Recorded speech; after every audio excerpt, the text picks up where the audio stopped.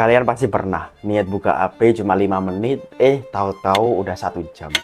Atau kalian mau belajar, buka buku, buka ebook, belum 10 menit kalian belajar, kalian udah scroll TikTok lagi. Dan jujur, aku juga pernah kayak gitu.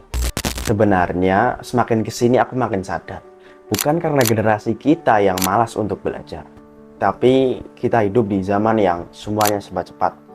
Kita cepat melihat, cepat scroll, dan cepat bosan.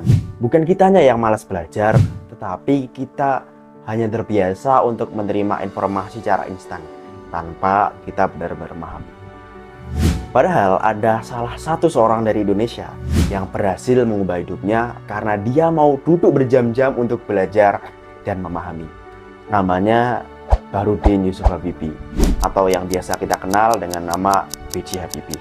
Sebagian besar dari kita mungkin mengenal Habibie hanya dia seorang mantan presiden, dia seorang cendekiawan, dia seorang yang jenius. Tapi banyak banget dari kita yang lupa bahwa di balik semua itu ada perjuangan yang sangat hebat yang kita perlu tahu. B.J. Habibie. B.J. Habibie adalah seorang yang lahir di Parepare, Sulawesi Selatan. Dia hidup di keluarga yang sederhana. Habibie adalah anak yang suka membaca dan suka bertanya. Kalau Habibie ingin tahu hal yang dia nggak paham, dia akan terus belajar dan memahaminya. Habibie tumbuh menjadi anak yang cerdas karena kebiasaannya yang sejak kecil rajin membaca. Tapi keadaan berubah ketika ayahnya meninggal. Dengan keluarga yang harmonis di kampung waktu itu, Habibie diuji oleh kematian ayahnya. Kondisi keluarganya menjadi sangat terpuruk, terutama di kondisi ekonominya. Banyak orang ketika posisi di sini mungkin sudah menyerah dan pasrah. Tapi dengan Habibie, dia berbeda. Habibie justru tambah semangat untuk terus belajar. Dia terus menekuni ilmu-ilmu yang ingin dia kuasai. Dia belajar hal-hal yang sebenarnya nggak banyak anak-anak itu ingin tahu. Sampailah masa ketika Habibie kuliah ke Jerman. Jangan kalian kira Habibie hidup di Jerman itu hidupnya enak-enak aja. Enggak, teman-teman. Habibie selama jadi mahasiswa di Jerman, hidupnya nggak mudah. Dia hidup sangat sederhana. Bahkan ada cerita dia sering menghemat pengeluaran untuk membeli buku dan keperluan kuliahnya. Habibie lahir dari keluarga yang bukan orang kaya, tapi dia bisa kuliah sampai ke Jerman.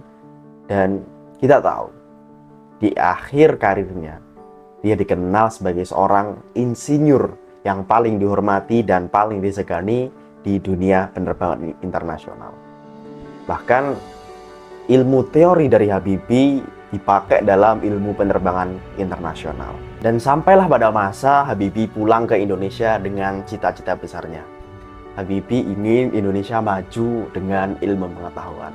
Sehingga lahirlah pesawat terbang di Indonesia. Ketika banyak mahasiswa mencari hiburan, mencari kesenangan, Habibie justru menghabiskan waktunya di masa muda untuk terus belajar. Habibie menjadi hebat bukan karena cuman dia cerdas, tapi bagaimana dia mau terus untuk belajar dan memahami sesuatu yang lebih dalam dibandingkan kebanyakan orang.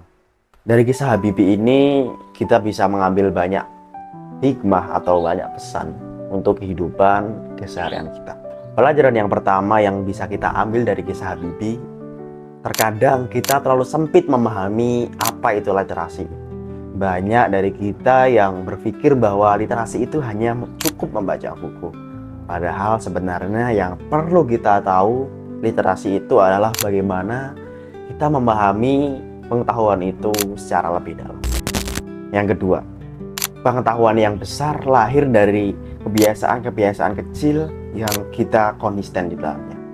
Seorang Habibie nggak jadi seorang yang jenius hanya cuma dengan satu malam. Tapi bagaimana dia terus untuk belajar dan memahami apapun yang dia mau secara lebih dalam dibandingkan kebanyakan orang. Yang ketiga, di dunia yang penuh distraksi ini, kemampuan untuk fokus adalah kekuatan. Karena banyak orang hari ini hanya bisa melihat tanpa benar-benar memahami realita dan informasi yang sebenarnya. Yang terakhir, kesuksesan kita tidak dibangun dari scroll TikTok, scroll Facebook, scroll Instagram, dan scroll sosial media aja.